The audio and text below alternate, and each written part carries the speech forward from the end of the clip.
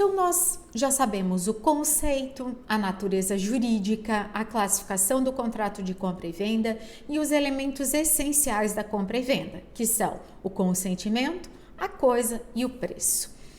Só que sobre o consentimento, nós temos vários desdobramentos. Antes de falar sobre o consentimento, eu preciso relembrar com vocês os planos ou aquela chamada escada pontiana. Lembram do negócio jurídico? Então, tem o plano de existência, o plano de validade, o plano de eficácia. E isso se aplica à relação contratual. Então, nós temos o plano de existência, validade e eficácia do contrato. Quando nós vamos falar do consentimento, nós estamos falando do momento e do plano de validade do contrato.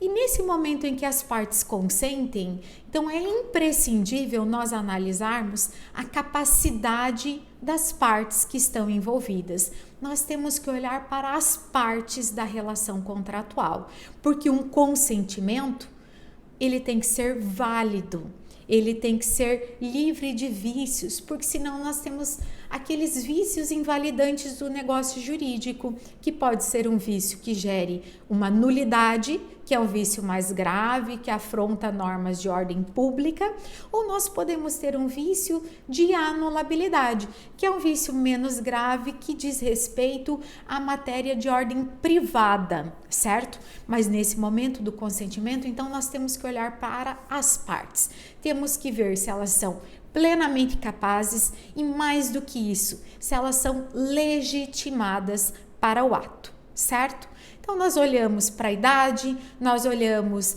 para o estado civil do comprador e do vendedor. Por quê?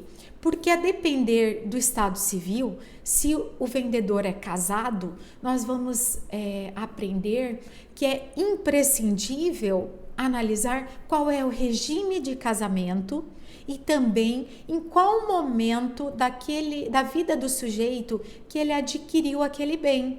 Porque a depender do regime de casamento e a depender do momento em que o bem que está sendo alienado foi adquirido, o cônjuge vai participar daquela relação contratual, ou o cônjuge vai participar como vendedor ao lado do sujeito que vende, ou ele vai participar como interveniente anuente, que é o que a gente chama de outorga uxória, certo? Então, nesse momento, a gente tem que olhar para o sujeito que está vendendo, tá? A maior preocupação aqui é com quem está vendendo. Por quê? Porque nós podemos imaginar também que o vendedor é uma pessoa jurídica. Sendo uma pessoa jurídica, nós temos que analisar o contrato social daquela pessoa jurídica, nós temos que analisar o objeto daquela pessoa jurídica para saber se faz parte do objetivo social a compra e venda de imóveis, porque a depender disso, nós temos uma série de desdobramentos. Por exemplo, se for do objeto da sociedade vender bens imóveis, o próprio sócio administrador tem poderes suficientes para comparecer sozinho no ato e vender aquele bem. Entretanto, se não for do objetivo social a venda e compra de imóveis, o administrador não pode comparecer sozinho naquele contrato de compra e venda. Ele tem que ter a participação dos demais sócios, tem que ter a anuência dos demais sócios, tem que ter a vontade social naquela compra e venda. Então, é nesse momento do consentimento que nós temos que analisar para o sujeito que vende, para a coisa que está sendo vendida e para quem está comprando.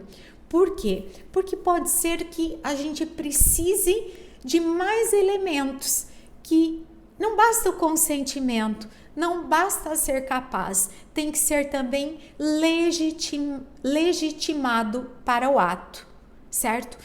Então, nos próximos vídeos, eu vou desmembrar determinadas relações jurídicas e fazer com que vocês fiquem atentos para aquela situação específica.